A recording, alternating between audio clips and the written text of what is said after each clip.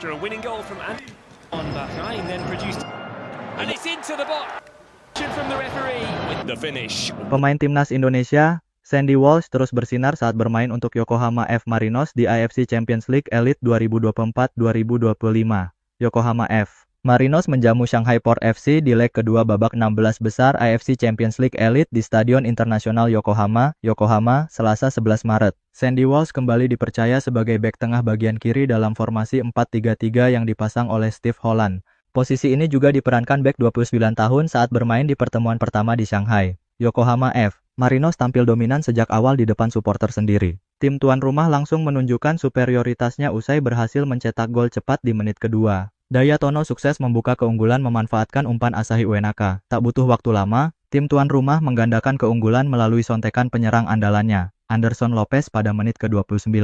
Shanghai Port FC sempat memperkecil ketertinggalan melalui sepakan Leonardo pada menit ke-35. Semenit jelang babak pertama usai, Yan Mateus menggenapi keunggulan Yokohama F. Marinos jadi 3-1. Yan Mateus yang berdiri bebas di sisi kanan langsung melepas sepakan ke pojok gawang Shanghai Port FC. Yokohama F. Marinos kembali menggila di babak kedua. For Yokohama to double their lead. Good. Back the other way here in the 69. Li Shuai. That is world-class defending from Brown. Hard-fought 1-0 victory in Shanghai.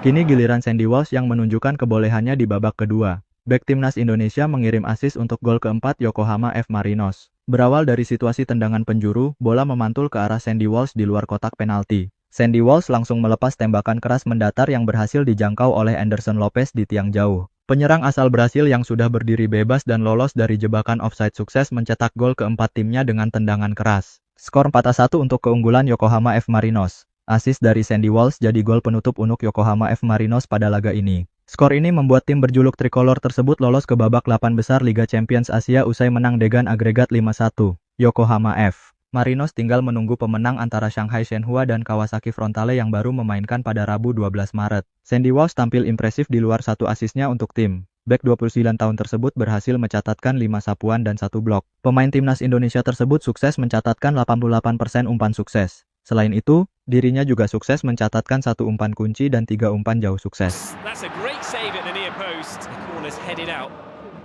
Back off the woodwork. Amano finds Anderson Lopez marching on to the quarterfinals.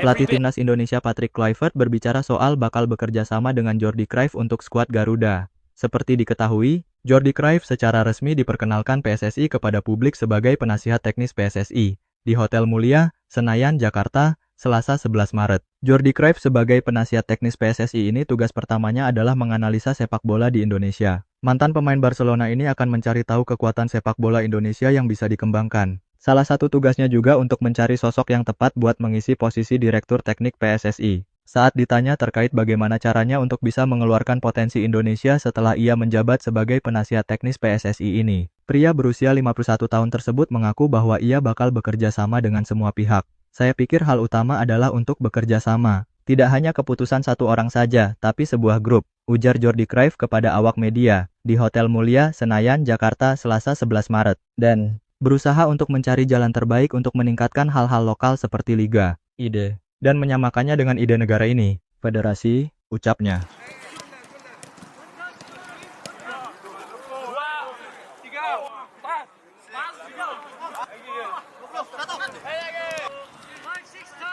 Saya tidak akan membicarakannya secara detail karena pertama saya perlu belajar secepat mungkin agar bisa menemukan strategi yang tepat. Untuk itulah mengapa sangat penting memiliki direktur teknis Dirtek yang akan berada di sini, tinggal di sini setiap pekannya, berkomunikasi dengan klub, semuanya. Mantan pemain timnas Belanda tersebut mengaku bahwa dengan tugasnya ini, tentu ia akan bekerja sama juga dengan PSSI dan Patrick Kluivert yang telah resmi menjabat sebagai pelatih timnas Indonesia. Anak dari legenda Belanda Johan Cruyff tersebut mengaku bakal memanfaatkan populasi besar yang ada di Indonesia untuk bisa memajukan sepak bola tanah air ke depannya. Saya sangat positif mengenai itu dan juga bersyukur atas kepercayaan yang diberikan Erick Thohir serta federasi kepada saya. Dan tentu kepada Patrick Kluivert dan stafnya, kata Cruyff. Dari itu kita akan memberikan 100%, sepak bola itu 24/7. Anda perlu memikirkannya setiap saat. Salah satu caranya adalah pembangunan talenta muda.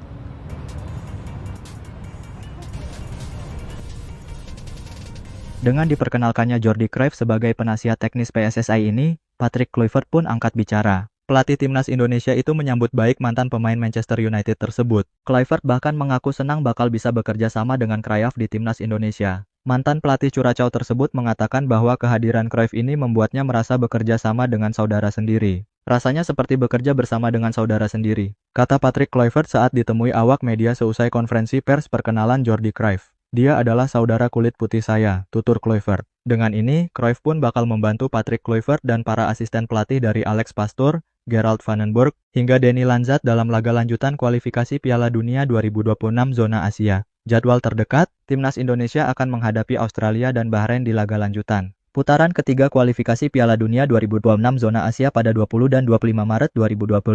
Jelang melawan Australia ini, Patrick Kluivert pun mengungkapkan jadwal keberangkatan timnas Indonesia ke Sydney. Pelatih asal Belanda tersebut mengatakan bahwa para pemain yang berkarier di Liga Indonesia bakal bertolak ke Australia pada 16 Maret 2025. Lagi coach.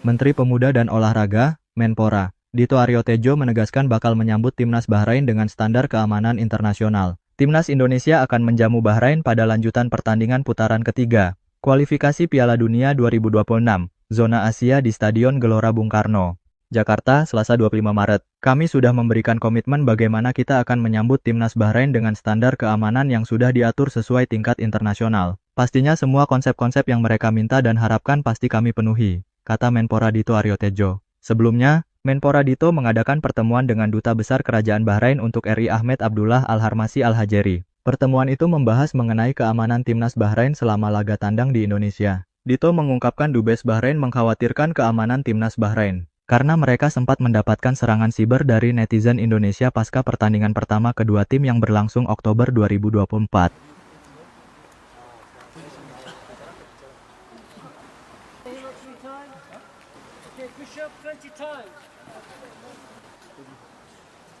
Saya habis menerima Dubes Bahrain, karena memang ramai di sosial media dan netizen. Itu memang membuat ada kekhawatiran pihak dari timnas Bahrain, ujar Dito. Tapi Pak Dubes sendiri juga bilang bahwa dia sudah di sini bertahun-tahun dan merasakan bagaimana kehangatan Indonesia. Ya, dan memang sudah kami sampaikan kalau di Indonesia memang kadang ramai di sosial media tapi aslinya sih adem ayem, imbuh Dito. Pertandingan melawan Bahrain menjadi salah satu laga yang dinanti-nanti oleh para penggemar timnas Indonesia, setelah tim Garuda ditahan imbang 2-2 saat bermain di Bahrain.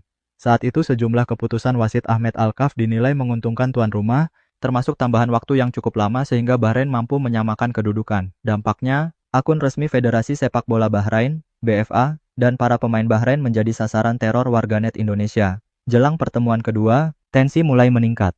Fans Indonesia sudah tidak sabar untuk menyaksikan laga tersebut. Hal ini terlihat dari tiket pertandingan antara timnas Indonesia melawan Bahrain yang sudah ludes terjual dalam beberapa hari saja. Saya minta kepada kalian semuanya hal yang seharusnya saya minta tolong benar-benar saya kira itu. Terima kasih.